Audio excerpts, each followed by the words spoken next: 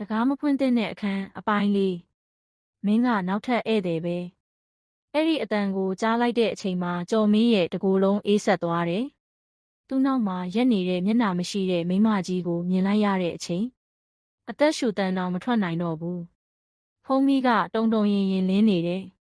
အခန်းထဲကလေအေးတွေကပိုပြီးပြင်းလာတယ်ကျော်မင်းတကားစီကိုပြေးလိုက်တယ်ဒါပေမဲ့တကားကပွင့်မလာဘူးလက်ကင်ကိုအကြိမ်ကြိမ်လှုပ်ကြည့်တယ်။မရဘူး။အဲ့ဒီအချိန်နောက်ကနေခြေတံတစ်ခုကြားလာတယ်။တောက်တောက်တောက်တဖြည်းဖြည်းနီးလာတယ်။ကျော်မင်းလှည့်ကြည့်လိုက်တော့မိမကြီးမရှိတော့ဘူး။ဒါပေမဲ့နယံပေါ်မှာသွေးနဲ့ရေးထားတဲ့စာတစ်ကြောင်းပေါ်လာတယ်။ခုတင်အောက်ကိုကြည့်ပါ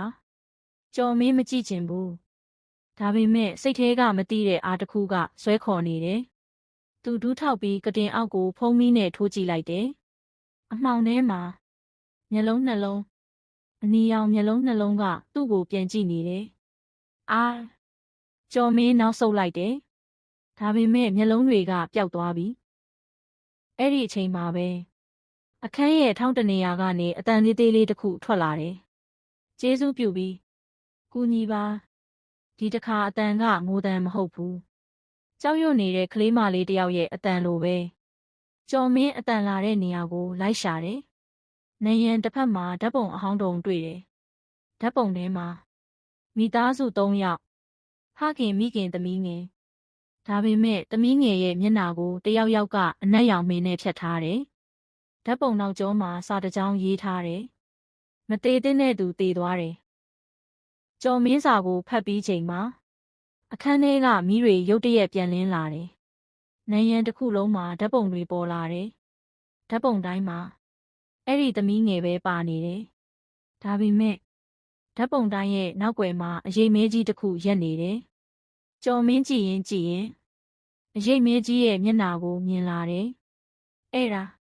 reception ကအမျိုးသမီးသူမယုံနိုင်ဘူး။မဖြစ်နိုင်ဘူး။ရုတ်တရက်အခန်းထဲမှာဖုန်းတစ်လုံးမြည်လာတယ်။တီစပွဲပေါ်ကဖုန်းအဟောင်းကျော်မင်းဖြည်းဖြည်းချင်းကင်လိုက်တယ်။တစ်ဖက်ကအတန်ကထွက်ပြေးဘာဒီအခန်းထဲကထွက်ပြေးခမားဘာတူလဲအတန်ကတုံရီနေတယ်။ငါကမင်းလိုပဲဒီအခန်းထဲရောက်ဖူးတဲ့သူဘာဖြစ်ခဲ့တာလဲတစ်ဖက်ကအသက်ရှူတန်ပြင်းလာတယ်။ပြီးတော့သူလာနေပြီဖုန်းလိုင်းပြတ်သွားတယ်။အဲ့ဒီအချိန်မှာပဲ